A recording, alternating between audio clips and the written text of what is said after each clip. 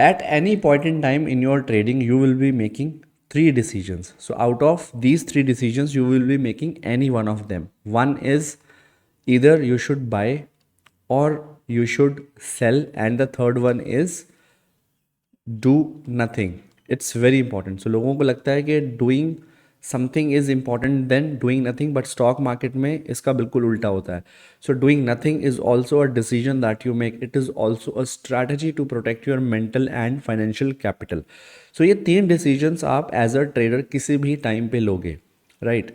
तो ये डिसीजंस आप कब लोगे? ये डिसीजंस आप लोगे after understanding the market sentiment, जिसको हम डिकोड करेंगे आज के वीडियो में with the help of candlesticks and candlestick के टाइप समझने के बाद. देखो, कैंडलस्टिक्स के जो नाम हैं वो आपके लिए इतने इंपॉर्टेंट नहीं है. एज अ बिगनर मैं समझ सकता हूँ कि आपके माइंड में ये कॉन्सेप्ट होगा कि मुझे कैंडलस्टिक्स के नाम याद करने हैं या समझने हैं. कैंडलस्टिक्स के नाम याद करना उतना इंपॉर्टेंट नहीं है.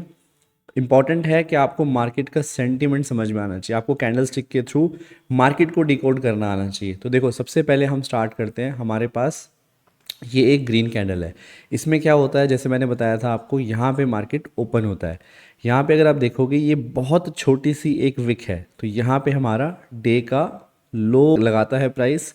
उसके बाद यहाँ पे हमारा प्राइस हमारा प्राइस यहाँ पे क्लोजिंग देता है इन दैट टाइम पीरियड. जैसे मैंने बोला था कि हम डेली टाइम पीरियड को यूज़ कर रहे हैं अपने कॉन्सेप्चुअल अंडरस्टैंडिंग के लिए.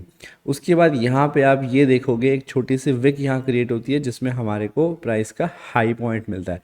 सो आप देख सकते हो इसमें क्या है, जो आप देखोगे लो ओपन के कितना नज़दीक है. It's almost equivalent to the low. So open is very much closer to low. So हम कह सकते हैं कि दोनों के बीच का डिफरेंस बहुत कम है.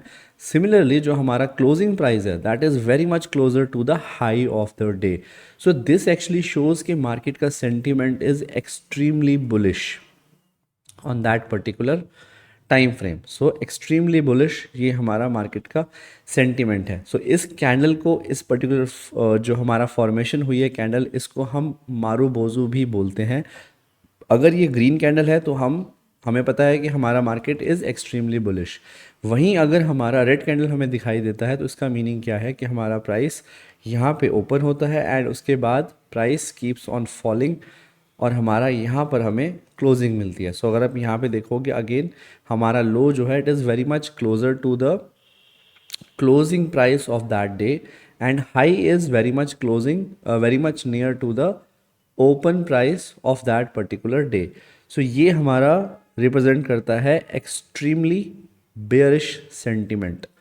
सो एक्सट्रीमली बेयरिश हम इसको बोल देते हैं. So marubozu is basically a type of candle जो हमें दिखाती है जिसमें हमारे पास विक्स नहीं होते और जो हमें एक्सट्रीम एंड्स बताती है कि बायर्स वहाँ पे कंट्रोल में है या वहाँ पे सेलर्स कंट्रोल में है. सो अगर हमें रेड कैंडल मिल रही है इस तरीके की जिसमें विक्स नहीं है या विक्स एकदम ना के बराबर है तो इट मीन्स हमारा जो सेंटीमेंट है दैट इज़ एक्सट्रीमली बेयरिश. अगर वहाँ पे हमें ग्रीन कैंडल मिल रही है, उसकी विक्स बहुत छोटी है या ना के बराबर है, तो वहाँ पे हमें समझ में आता है कि जो हमारा सेंटीमेंट है मार्केट का that is extremely bullish on that time frame.